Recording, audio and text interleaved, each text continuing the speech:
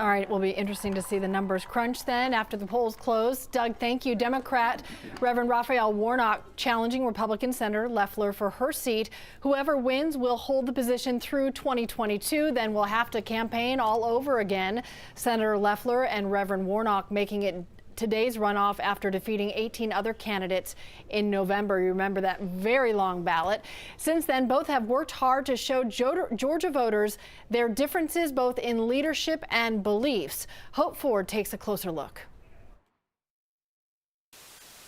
I'm Kelly Loeffler. I'm Raphael Warnock. Despite being competitors, these two have some things in common. This is about the future of the country. We can't give up the fight. Neither have been elected to the Senate. Loeffler was appointed to the seat and spent less than a year in service. Warnock never ran before but worked for nonpartisan voting groups. Both have raised a significant amount of money, more than or near $100 million each, and both defer to using monikers for the other. Billionaire Kelly Loeffler. Radical liberal Raphael Warnock. Warnock colors Loeffler as an out-of-touch elitist who lacks vision. With Kelly Loeffler, we're seeing the same old politics of division.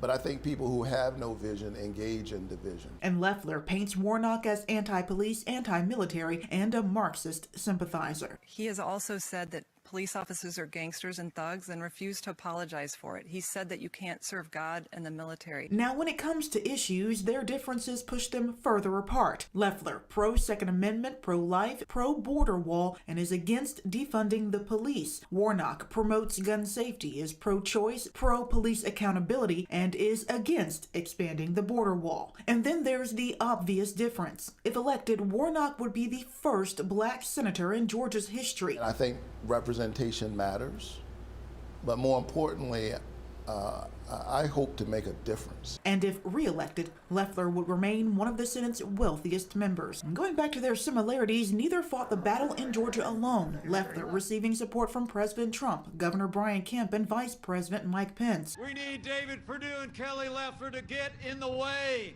of open borders, socialized medicine, a Green New Deal, or packing the courts. While former President Barack Obama, Stacey Abrams, and President-elect Joe Biden stumped for Warnock. Send me these two men, and we will control the Senate, and we will change the lives of people in Georgia. Both know what's at stake, control of the Senate. Now both will wait to see which one will take the seat.